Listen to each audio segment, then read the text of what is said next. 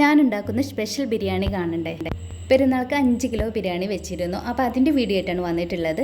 അപ്പോൾ ഇതാ അതിന് വേണ്ടിയിട്ട് ഒരുപാട് ഉള്ളി നന്നായിട്ട് വാട്ടിയെടുത്തിട്ടുണ്ട്. ഇഞ്ചി, വെളുത്തുള്ളി, പച്ചമുളക് ആഡ് ചെയ്യാം.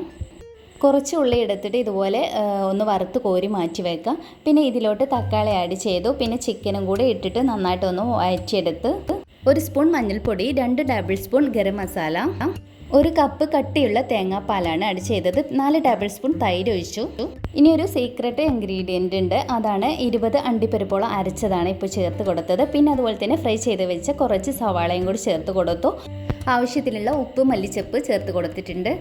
ഇനി ദമ്മിട്ട് കൊടുക്കുക. അപ്പോൾ വേവിച്ച് വെച്ച റൈസ് ഇതിലോട്ട് ഇട്ടിട്ട് പിന്നെ അതിൻ്റെ മുകളിലായിട്ട് അണ്ടിപ്പരിപ്പ്, മുന്തിരി, നെയ്യ്, ഗരം മസാല, അതുപോലെ തന്നെ ഫ്രൈ ചെയ്ത് വെച്ച ഉള്ളി ഇതുപോലെ ലെയറായിട്ട് ചേർത്ത് കൊടുക്കാം. നമ്മുടെ സൂപ്പർ ബിരിയാണി ഇവിടെ റെഡി ആയിട്ടുണ്ട്. മസ്റ്റായിട്ട് ഒന്ന് ട്രൈ ചെയ്ത് നോക്കുക. ഫീഡ്ബാക്ക് അറിയിക്കുക. വീഡിയോ ഇഷ്ടമാണെങ്കിൽ സബ്സ്ക്രൈബ് ചെയ്യുക.